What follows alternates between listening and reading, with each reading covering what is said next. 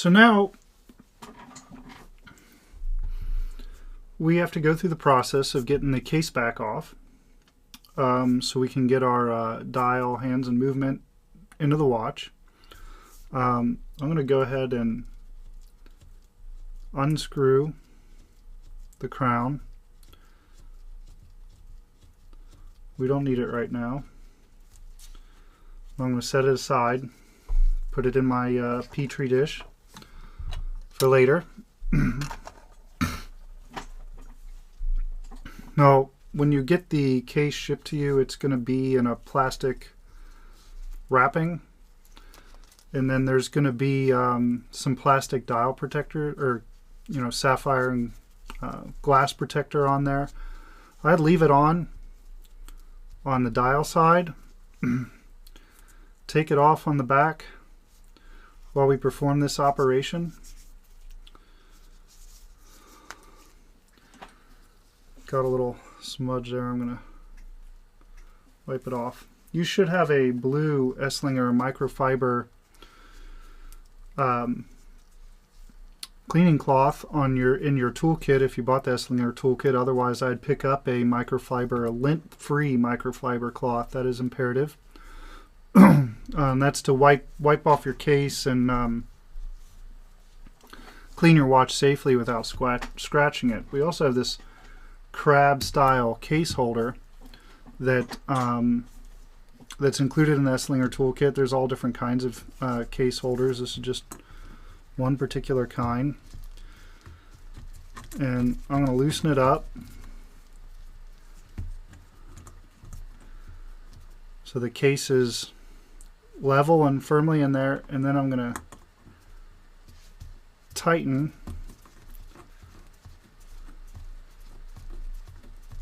each one of these four corners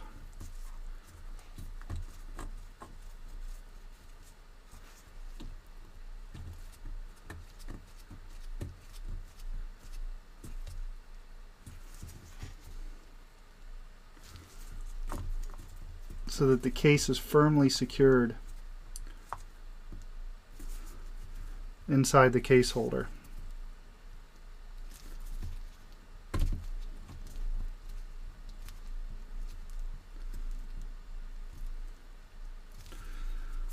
So it's in there really tight. Then we can grab our JAXA wrench. There's another way to open a case. I'm going to show that to you, but this is what's included in the Esslinger toolkit. It's a very standard JAXA wrench. You should have a little plastic box which has some tips for your JAXA wrench.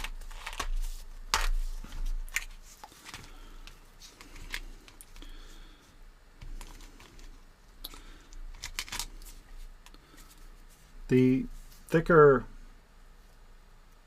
round style tips will do just fine. You just insert them.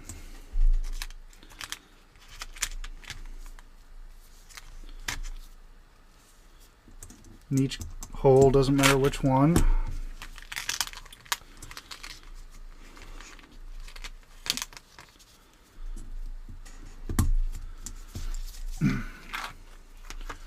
It's all set there.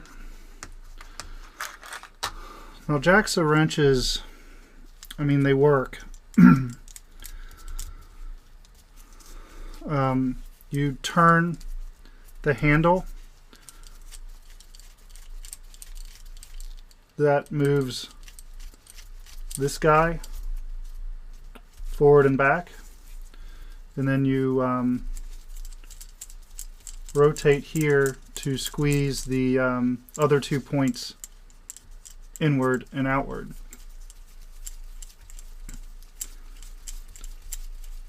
So what I do is I put the back one on the notch in the screw down case first,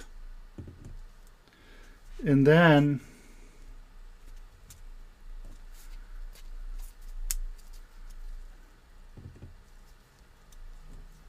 I bring in the other 2 tips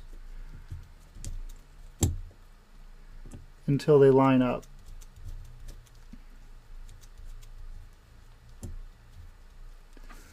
And you might need to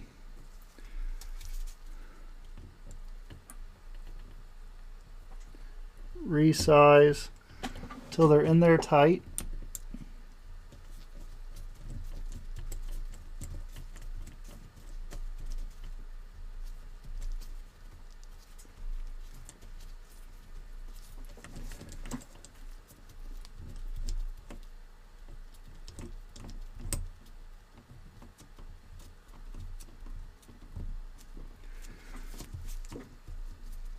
And until they're squeezing the case pretty firmly.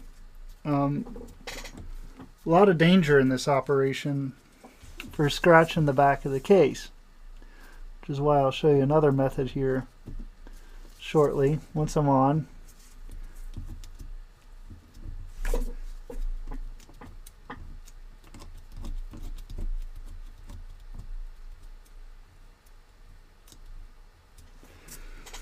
Then you press down, keep the case level, and turn.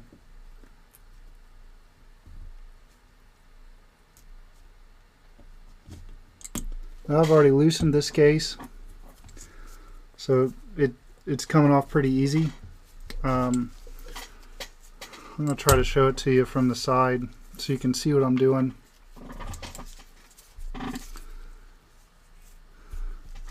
You're going into your first notch.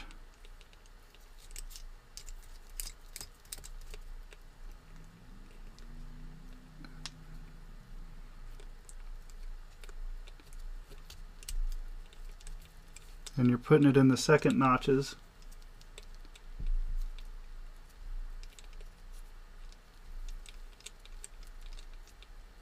Until they grab onto the case.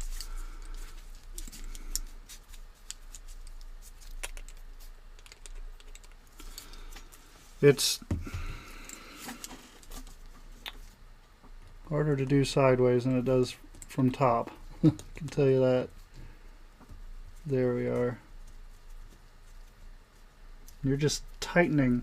The handle's kind of what, once you have all the points lined up, this is what really tightens it down, by tightening that on. But as you can see, I'm lined up on all the sides. And that's when you can do your turning action. And you're using downward pressure. You're holding the case firmly, and you're turning. Like so. Now that is one method. The other method, which is pretty inexpensive, is a casing ball. Just a rubber ball. You can get them for $5 on Esslinger. I really prefer this method. It saves the case back from potential scratches.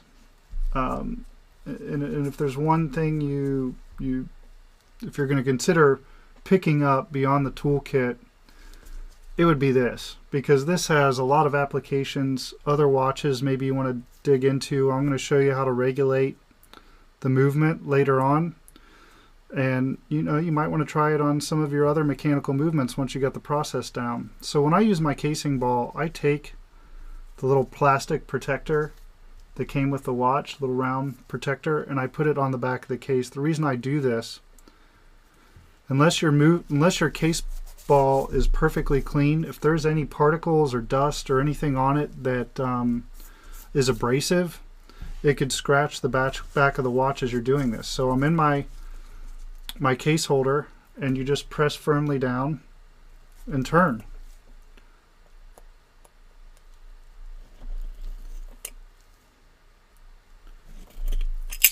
Comes right off.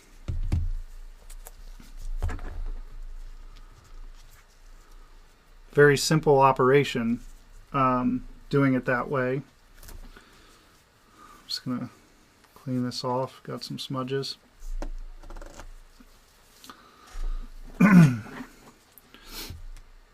Much easier to do than the Cas-Ker wrench, in my opinion, and much safer. And for $5, why not? Really, it's a worthwhile investment for down the road. So we got our case open. Now I already opened this case once and took out the movement holder and detached the screws, but you're going to find the metal movement holder inside the case with a little screws and clips, case clips, already installed. I've already just taken that out, pre-loosened them to save time, but I wanted to show you how to crack a case and the two different methods. What I found when you order these balls is they are they're not full of air, so you want to fill it up so there's a pretty good amount of pressure in here. Otherwise it's really hard to work with these. They don't open the back of the case unless there's good air pressure inside the casing ball. So I'm going to set that aside. And this is the part where you want to get a look at the case. Is there smudges or marks on the inside of the case? That's where your lint-free microfiber cloth is going to come in handy. Just wipe it down. Take a look at it. Sometimes it's hard to tell what's on this side versus what's on the underside. I start with the outer side because the inside's the hardest part. You can always wipe the outside later. You know, I'm already seeing dust under there, so I use the blower from the bottom. That way the dust falls downward.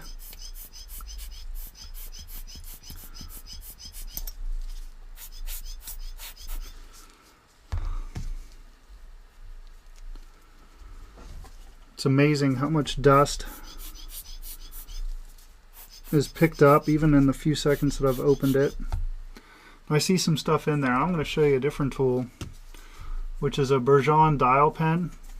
You know, you can certainly use your microfiber cloth to clean out the inside of the case. It just might take a little longer because as you clean it, you might pick up some more lint on the inside of your case, which means you have to clean it again and then look again and then use your blower again and then clean again and look again. It's this process probably takes the least amount of skill, but is the most amount of effort, I feel like, on the watches that I do, because I want them to look good.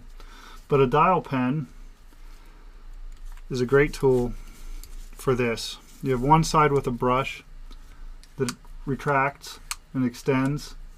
This will be on the Esslinger.com website in the Build Your Own Watch section. The other side is kind of this concave brush. And you can use it just to wipe on the inside of the dial. Use it on the other side too, or not the dial but the sapphire.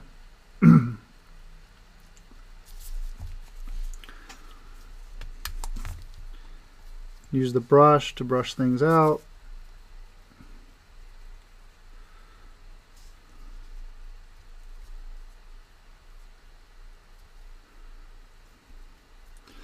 Usually I'm taking it off screen, hold it up in the light. That is the easiest way to see if there's any dust or dirt or anything inside in the case that's gonna show up when you put the dial and movement in.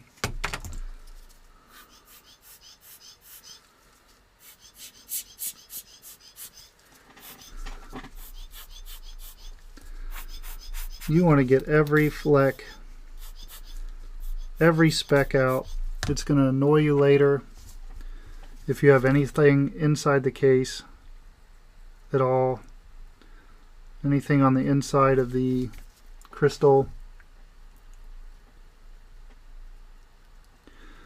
You can also use Rodico putty to grab something. I mean, if you got something small, you could also lightly use it on the dial, really, if you needed to.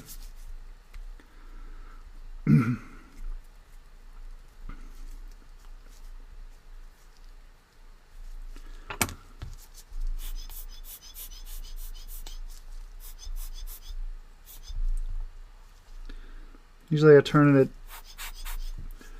the case at different angles while you're looking at it, let light reflect so you can see all the specs. I definitely use my optics when I'm doing this, 2.5x power. I mean, you'll see a lot more under that than the naked eye.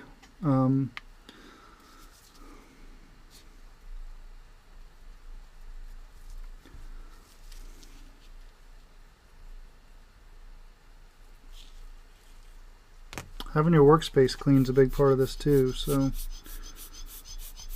I mean, it's kind of an endless battle. But I'm going to stop here. I'm going to continue cleaning till I think it's right, and we'll pick up once I've gotten to the point where I feel it's clean enough to put the movement and dial in.